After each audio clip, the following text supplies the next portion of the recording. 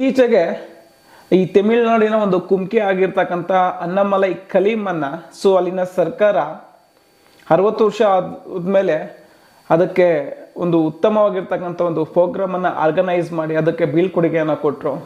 ಅದೇ ಥರ ನಾವು ನಮ್ಮ ಗಜೇಂದ್ರನಿಗೆ ಯಾಕೆ ಅಂತಹ ಒಂದು ಕಾರ್ಯಕ್ರಮ ಮಾಡಬಾರ್ದು ಅಂತ ಅರ್ಜುನ ಮತ್ತು ಅಭಿಮನ್ಯುವಿಗೆ ಸಿಗಬೇಕಾಗಿರ್ತಕ್ಕಂಥ ಒಂದು ಕ್ರೆಡಿಟ್ ಅನ್ನೋದು ಸಿಗುತ್ತಾ ಇದೆ. ಆದರೆ ಗಜೇಂದ್ರನಿಗೆ ಯಾಕೆ ಎಲ್ಲರೂ ಕೂಡ ವಿಲನ್ ಆಗಿ ನೋಡ್ತಾ ಇದ್ದಾರೆ ಅಂತಕ್ಕಂಥದ್ದು, ನಾವು ಮಾಡಿರ್ತಕ್ಕಂಥ ತಪ್ಪುಗಳನ್ನು ತೊಳೆದುಕೊಳ್ಳೋದಕ್ಕೆ ಒಮ್ಮೆ ಆದರೂ ಗಜೇಂದ್ರನನ್ನು ದಸರಾಗೆ ಕರ್ಕೊಂಡ್ಬಂದು ಹಾಗೆ ಅವನು ಇಷ್ಟು ವರ್ಷಗಳ ಕಾಲ ನೀಡಿರ್ತಕ್ಕಂಥ ಒಂದು ಸೇವೆಯನ್ನು ನಾವು ರೆಸ್ಪೆಕ್ಟ್ ಮಾಡಬೇಕು. ಹಾಯ್ ನಮಸ್ಕಾರ, ನಾನಂದನ್, ನೀವು ನೋಡ್ತಾ ಇದ್ದೀರಾ ನಮ್ಮದು ನಮ್ಮ ಇಷ್ಟ. ಸ್ನೇಹಿತರೆ, ಗಜೇಂದ್ರ ಈ ಹೆಸರನ್ನು ಪ್ರತಿಯೊಬ್ಬರು ಕೂಡ ಕೇಳಿರ್ತೀರ. ಯಾಕೆ ಅಂತಂದರೆ ಕರ್ನಾಟಕ ಅರಣ್ಯ ಇಲಾಖೆಯಲ್ಲಾಗಿರ್ಬೋದು, ಹಾಗೆ ವಿಶ್ವವಿಖ್ಯಾತ ಮೈಸೂರು ದಸರಾದಲ್ಲಿ ಇವನು ಸಲ್ಲಿಸಿರ್ತಕ್ಕಂಥ ಒಂದು ಸೇವೆಯನ್ನು ನಾವು ಯಾವುದೇ ಕಾರಣಕ್ಕೂ ಮರೆಯೋದಕ್ಕೆ ಆಗೋದಿಲ್ಲ.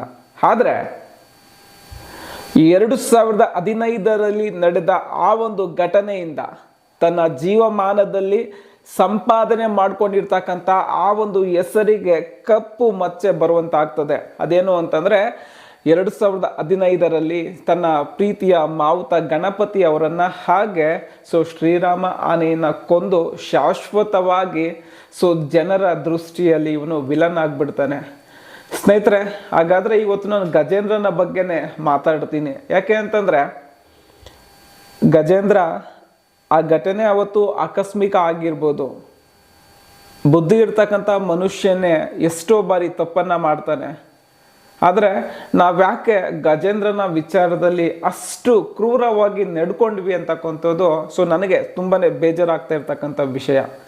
ಯಾಕೆ ಅಂತಂದರೆ ಒಬ್ಬ ವ್ಯಕ್ತಿ ಏನನ್ನಾದರೂ ತಪ್ಪು ಮಾಡಿದ್ರೆ ಕಾನೂನು ಅವನಿಗೆ ಶಿಕ್ಷೆ ಕೊಡುತ್ತೆ. ಶಿಕ್ಷೆ ಮುಗಿದ ಮೇಲೆ ಒಬ್ಬ ಸಾಮಾನ್ಯ ವ್ಯಕ್ತಿಯ ಜೀವನ ನಡೆಸೋದಕ್ಕೆ ಅವನಿಗೆ ಅವಕಾಶ ಮಾಡಿಕೊಡುತ್ತೆ. ಹಾಗಾದರೆ ನಾವು ಗಜೇಂದ್ರನಿಗೆ ಯಾಕೆ ಅಂತಹ ಒಂದು ಅವಕಾಶವನ್ನು ಕೊಡಲಿಲ್ಲ ಅಂತಕ್ಕಂಥದ್ದು. ಅವನನ್ನು ಈಗ ಕೇಗುಡಿಯಿಂದ ಮತ್ತೊಂದು ಕ್ಯಾಂಪ್ಗೆ ಶಿಫ್ಟ್ ಮಾಡಿದ್ದಾರೆ.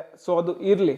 ಆದರೆ ನನ್ನ ಅಭಿಪ್ರಾಯ ಏನು ಅಂತಂದರೆ ಅವನು ನಮ್ಮ ಅರಣ್ಯ ಇಲಾಖೆಗೆ ಸಲ್ಲಿಸಿರ್ತಕ್ಕಂಥ ಒಂದು ಸೇವೆ, ಹಾಗೆ ದಸರಾದಲ್ಲಿ ಸಲ್ಲಿಸಿರ್ತಕ್ಕಂಥ ಒಂದು ಸೇವೆಯನ್ನು ನಾವು ಯಾಕೆ ಪರಿಗಣನೆ ಮಾಡ್ಕೊಳ್ಬಾರ್ದು ಅಂತಕ್ಕಂಥದ್ದು.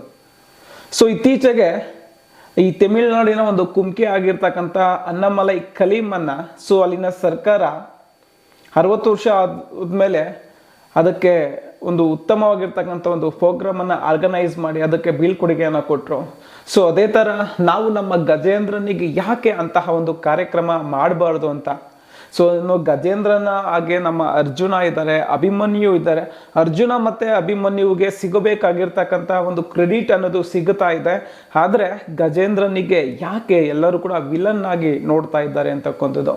ಸ್ನೇಹಿತರೆ, ನಾನು ಪದೇ ಹೇಳ್ತಾ ಇದ್ದೀನಿ, ಮನುಷ್ಯನೇ ತಪ್ಪು ಮಾಡ್ತಾನೆ, ಅದರಲ್ಲಿ ಇನ್ನು ಗಜೇಂದ್ರ ಆನೆ ಅಲ್ವಾ, ಅವನನ್ನು ನಾವು ಕ್ಷಮಿಸ್ಬೋದಾಗಿತ್ತು.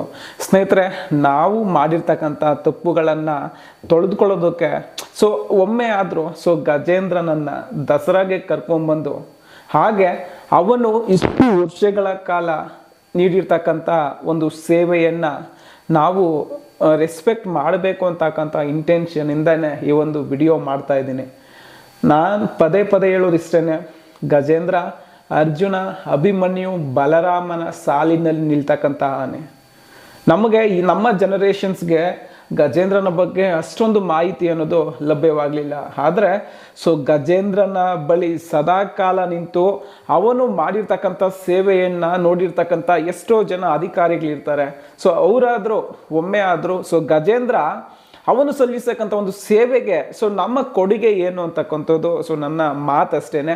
ಸ್ನೇಹಿತರೆ, ಆದಷ್ಟು ಬೇಗ ಗಜೇಂದ್ರನಿಗೆ ಅವನಿಗೆ ಸಿಗಬೇಕಾಗಿರ್ತಕ್ಕಂಥ ಗೌರವ ಅನ್ನೋದು ಸಿಗಲಿ ಅಂತ ಈ ಒಂದು ಚಾನಲ್ ಮುಖಾಂತರ ರಿಕ್ವೆಸ್ಟ್ ಮಾಡ್ಕೊಳ್ತಾ ನನ್ನ ಮಾತುಗಳೇನಾದರೂ ಸ್ವಲ್ಪ ರಾಂಗ್ ಇದ್ರೆ ದಯವಿಟ್ಟು ಕ್ಷಮಿಸಿ. ಜಸ್ಟ್ ಇದೊಂದು ಏನಪ್ಪ ಅಂತಂದರೆ ನನಗೆ ಗಜೇಂದ್ರನ ಬಗ್ಗೆ ಏನು ಫೀಲ್ ಆಯಿತು ಅದನ್ನು ಮಾತ್ರನೇ ಹೇಳ್ತಾ ಇದ್ದೀನಿ. ಎಲ್ಲ ಆನೆಗಳು ಕೂಡ ಒಂದೇನೆ. ಆದರೆ ಎಲ್ಲ ಆನೆಗಳನ್ನು ಕೂಡ ಒಂದೇ ತಕ್ಕಡಿಲಿ ಹಾಕಿ ತೂಗೋದಕ್ಕೆ ಆಗೋದಿಲ್ಲ. ಅರ್ಜುನನೇ, ಅಭಿಮನ್ಯುನೇ, ಗಜೇಂದ್ರನೇ. ಅವುಗಳಿಗೆ ಆಗಿರ್ತಕ್ಕಂಥ ಒಂದು ಪ್ರತ್ಯೇಕವಾಗಿರ್ತಕ್ಕಂಥ ಒಂದು ಸ್ಥಾನಮಾನ ಅನ್ನೋದು ಯಾವಾಗೂ ಕೂಡ ಇರ್ತದೆ. ಅವರು ಸಲ್ಲಿಸ್ತಕ್ಕಂಥ ಒಂದು ಸೇವೆಯನ್ನು ನಾವು ಮರಿಬಾರ್ದು ಅಲ್ವಾ ಅನ್ನೋದೇ ಈ ಒಂದು ವಿಡಿಯೋ ಇಂಟೆನ್ಷನ್. ಈ ಒಂದು ವಿಡಿಯೋ ನಿಮಗೆ ಇಷ್ಟ ಆಗಿದ್ದರೆ ವಿಡಿಯೋನ ಲೈಕ್ ಮಾಡಿ, ಶೇರ್ ಮಾಡಿ. Thank you.